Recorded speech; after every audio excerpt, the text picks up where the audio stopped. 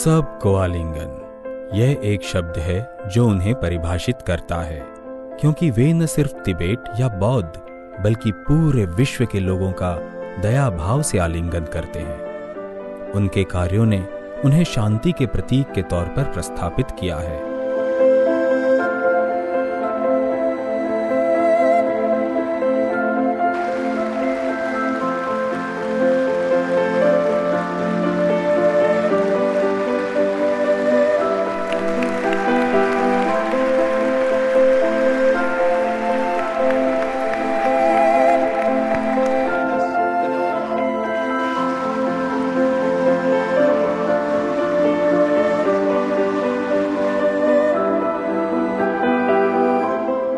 और कोई नहीं, वे हैं पवित्रता के प्रतीक 14वें दलाई लामा तेंजिन ग्यात्सो।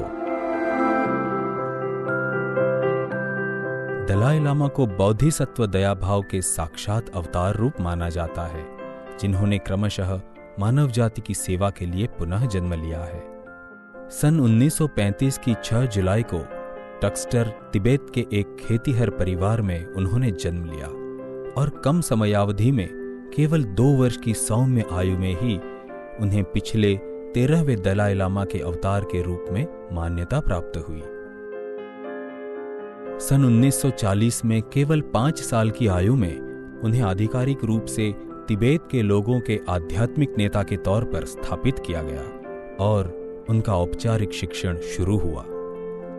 उसके पश्चात सन 1950 में तिब्बत में चीनी हस्तक्षेप के फलस्वरूप इस पवित्रता के प्रतीक को 15 साल की आयु में आधिकारिक रूप से तिब्बत के 60 लाख लोगों के अलौकिक गुरु की राजगद्दी पर आरूढ़ किया गया, जिससे वे सबसे कम आयु के दलाई लामा बन गए।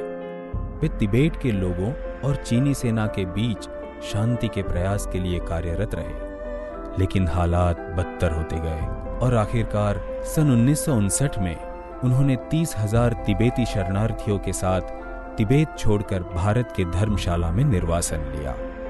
इस अनन्य उद्देश्य के साथ कि तिब्बत के लोगों की सांस्कृतिक परंपरा को संरक्षित करना और फिर से बसाना है, और उस विश्वास के साथ कि वे और तिब्बत की प्रजा अंत में संभवतः तिब्बत की स्वतंत्रता सफलतापूर्वक हासिल करेंगे।